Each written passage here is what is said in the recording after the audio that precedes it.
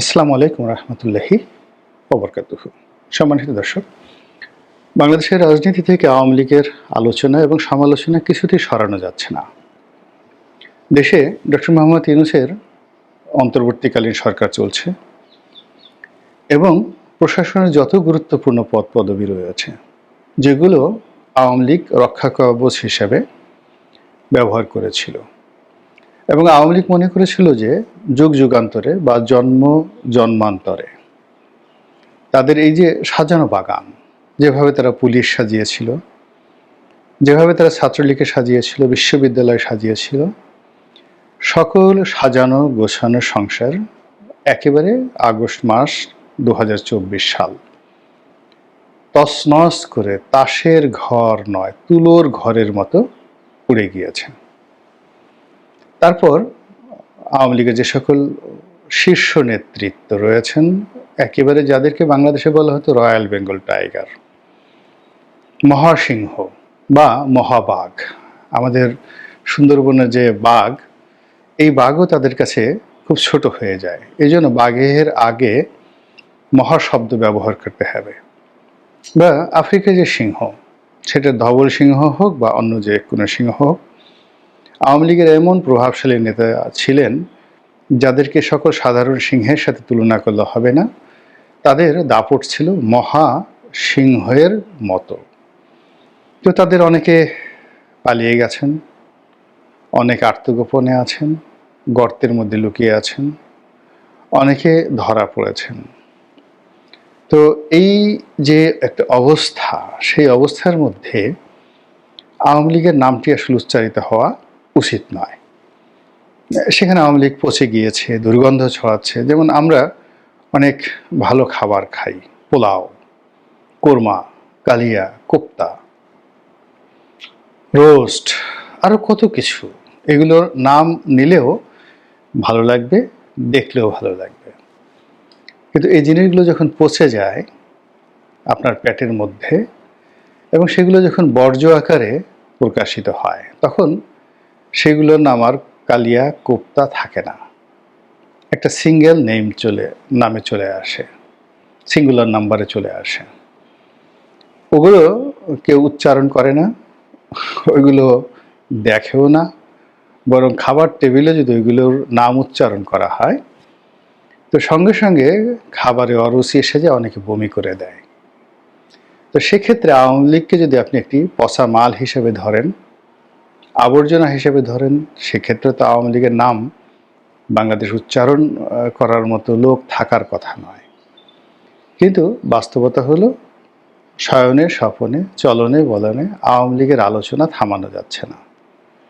সবাই যে যার অবস্থান থেকে গালি দেওয়ার জন্য হোক, প্রশংসার জন্য হোক, কিংবা ভবিষ্যতের একটা উইন্ডো খোলার জন্য হোক, আওয়ামী লীগের নামটি উচ্চারণ সবাই করছে। বিএনপি করছে, জামাত করছে, ডক্টর মোহাম্মদ ইউনূস সাহেব করছেন, তার উপদেষ্টা মণ্ডলী করছেন, সমন্বয়করা করছেন, সবাই। কেন এত আলোচনা? তো অনেকে বলার চেষ্টা করছেন যে আওয়ামী লীগের ভবিষ্যৎ হলো অনেকটা মুসলিম লীগের মতো। পাকিস্তানে যে মুসলিম লীগ, যেটার অপভ্রংশ বাংলাদেশে এসেছিল, তো সেই বাংলাতে মুসলিম লীগের বিরাট দাপট ছিল। মানে ব্রিটিশ বিরোধী আন্দোলনে মুসলিম লীগের যে ভূমিকা, পরবর্তীতে আবার যখন স্বাধীন পাকিস্তান হলো, তখন তারা একেবারে সেই সরকার গঠন 1960 পর্যন্ত, 1954 তাদের পরাজয় হলো, বাট 1960 সাল পর্যন্ত মুসলিম লীগের একটা বিরাট ভূমিকা ছিল। এরপর আস্তে আস্তে দলটি একেবারে অতল গহ্বরে হারিয়ে যায়। তো সবাই বলছেন যে আওয়ামী লীগও হারিয়ে যাবে। তো এখানে আমি দ্বিমত পোষণ করি।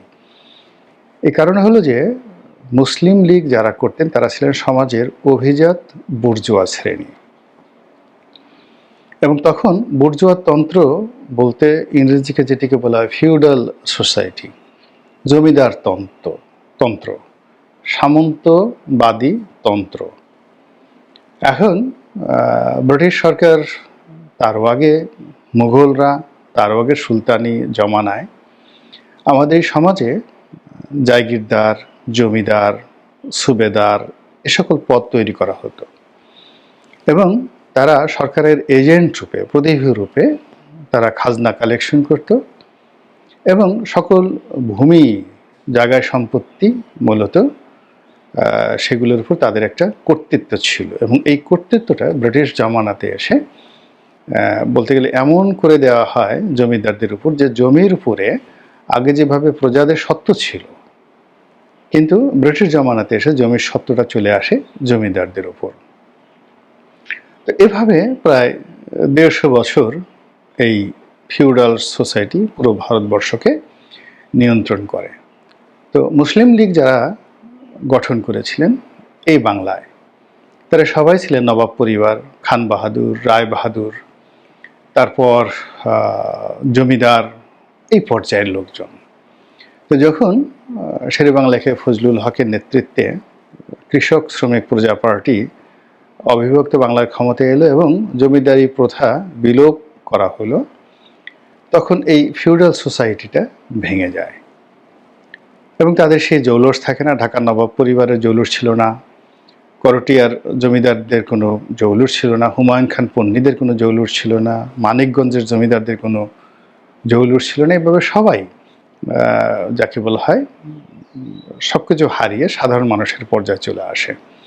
ফলে যে ফিউডালিজমকে কেন্দ্র করে তারা একটা রাজনীতি গড়ে তুলেছিল, তার যে মূল ভিত্তি, এটি যখন শেষ হয়ে যায়, অমনি তাদের রাজনীতিও ধীরে ধীরে ধীরে ধীরে জিরোতে পৌঁছে যায়। কিন্তু আওয়ামী লীগ আসলে কোনো ফিউডালিজমের উপর ভিত্তি করে হয়নি। আওয়ামী লীগ হয়েছিল ফিউডালিজমের একেবারে বিপরীত, সাধারণ মানুষকে কেন্দ্র করে রাজনীতি, অসহায় দরিদ্র শ্রেণীর মানুষকে নিয়ে। তো বিএনপি বা অন্য যে দলগুলো, বা বিএনপি বিশেষ করে, তারা আওয়ামী লীগের বাইরে গিয়ে মধ্যবিত্ত, উচ্চ মধ্যবিত্ত, শিক্ষিত, সম্ভ্রান্ত অনেকটা মুসলিম লীগ ধাঁচের যে বাংলাদেশি সংস্করণ, সেটি তারা করেছে। কিন্তু আওয়ামী লীগ কিন্তু তার এই আগের জায়গাতে একেবারে সেই প্রান্তিক জনগোষ্ঠীর যে রাজনীতি, সেই রাজনীতি নিয়ে আছে। আওয়ামী লীগের অনেক লোক প্রান্তিক জনগোষ্ঠী থেকে এসে আবার ফিউডাল হওয়ার চেষ্টা করে, বাগান বাড়ি করার চেষ্টা করে, জমিদার হওয়ার চেষ্টা করে। এসব করে বিভিন্ন সময় আওয়ামী লীগকে বিপদে ফেলেছে এবং একটা সময় আওয়ামী লীগ আবার বিপদে পড়ে সেই সাধারণ মানুষের কাছে যেতে বাধ্য হয়েছে। তো সেদিক থেকে আওয়ামী লীগের যদি পতন হয় বা আওয়ামী লীগ যদি ইতিহাস থেকে মুছে যায়, সেটি অন্য কারণে যাবে বা আরও অনেক পরিস্থিতি, প্রেক্ষাপট তাকে মোকাবেলা করতে হবে। কিন্তু মুসলিম লীগের মতো করে আওয়ামী লীগের পতন হবে না। এর কারণ হলো আওয়ামী লীগের যে চিন্তাধারা, তার যে ফান্ডামেন্টাল স্ট্রাকচার এবং তার যে যোগসূত্র, রাজনীতির যে যোগসূত্র, এটির সঙ্গে মুসলিম লীগের রাজনীতির কোনো যোগসূত্র নেই। এই গেল এক। 2 নম্বর হলো যে সময় পাল্টে গেছে, আর এই সময়টাতে আওয়ামী লীগ যে চিন্তা চেতনা, ধ্যান ধারণা পোষণ করে, যেমন ধরুন রিক্সাওয়ালা, ঠেলাওয়ালা, মুসি, খেটে খাওয়া মেহনতি মানুষ, কৃষক, শ্রমিক, এই জায়গাগুলোতে আওয়ামী লীগের যে স্লোগান, আওয়ামী লীগের রাজনৈতিক যে মতাদর্শ, এটি যত দ্রুত জনপ্রিয়তা পেয়ে যায় বা এখানে তাদের যে সমর্থক রয়েছে, এটি অন্য কোনো রাজনৈতিক দল অর্জন করতে পারবে না সহসা। সেই আওয়ামী লীগ প্রতিষ্ঠার পর থেকে অনেকে চেষ্টা করেছেন, কিন্তু হয়নি। শ্রমিকদের স্বার্থ রক্ষা থেকে শুরু করে আরও অনেক কিছু। দ্বিতীয়ত হলো যে সমাজে যত বৈষম্য বাড়ছে, সঙ্গে সঙ্গে কিছু মানুষের অর্থ হচ্ছে আমেরিকার মতো, জার্মানির মতো, কিন্তু আবার আফ্রিকার দরিদ্র মানুষের মতো মেহনতি মানুষের সংখ্যা বাড়ছে। তো সেই দিক থেকে আওয়ামী লীগের যে কর্মী এবং সমর্থক, তাদের সংখ্যাও বেড়ে যাচ্ছে এবং বেড়ে যাবে। শুধু দরকার হলো এদেরকে অর্গানাইজ করার জন্য একটা নতুন নেতৃত্ব। এবং যেহেতু তারা ক্লাসিফাইড রাজনীতি করে, নট ইউনিফাইড, একটা নির্দিষ্ট শ্রেণী গোত্রকে তারা রিপ্রেজেন্ট করে, ইউনিফাইড না, বরং বিএনপি অনেকটা ইউনিফাইড, সার্বজনীন রাজনীতি। জামাত কিন্তু ক্লাসিফাইড। তো তারপরে যাকে বলা হয় আমাদের যে কমিউনিস্ট পার্টিগুলো রয়েছে, তারাও ক্লাসিফাইড। আওয়ামী লীগ এরকম একটা ক্লাসিফাইড রাজনৈতিক দল। তো তার ক্লাসটা যতদিন না পর্যন্ত বিলীন হয়ে যাবে, ততদিন পর্যন্ত এদের রাজনীতি বিলীন হবে না।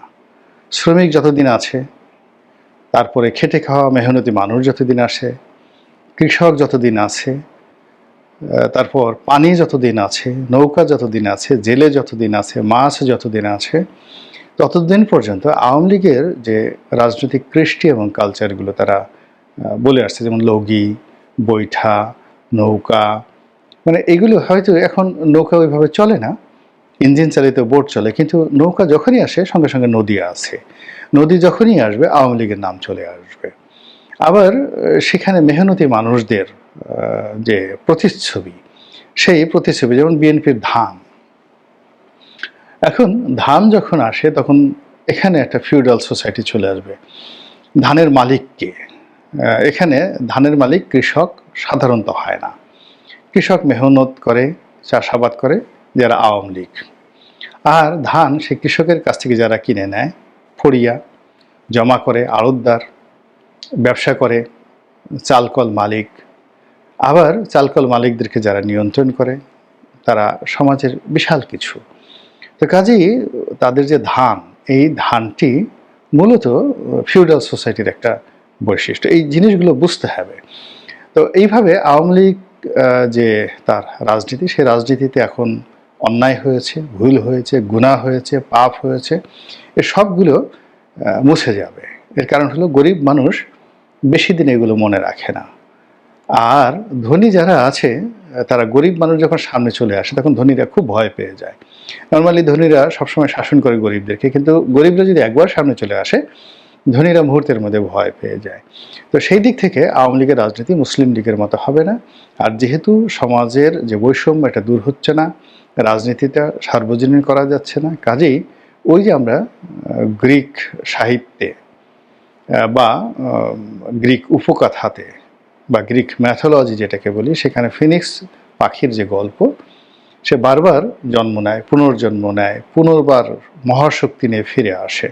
তো এরকম আওয়ামী লীগ আবারও সেই ফিনিক্স পাখির মতো ফিরে আসবে। এটা আমার কথা নয়, এটা বাংলাদেশে যারা রাজনীতি করেন তারা সবাই বুঝেন। ফলে দেখুন 5 তারিখের পতনের পর, অর্থাৎ আগস্ট মাসের 5 তারিখের আওয়ামী লীগের পতনের পর সবাই আগস্টে যেভাবে কথা বলেছে, সেপ্টেম্বর মাসে এসে তাদের কথার তেজ ধাস কমে গেছে, অক্টোবরের মাসে এসে ভিন্ন কথা, আর নভেম্বরের মাসে এসে এখন আওয়ামী লীগকে নিয়ে অনেকেই ইতিবাচক কথাবার্তা বলার চেষ্টা করছেন। আল্লাহ আমাদের সবাইকে হেদায়েত দান করুন এবং হেফাজত করুন। আসসালামু আলাইকুম ওয়া রাহমাতুল্লাহি ওয়া বারাকাতুহু।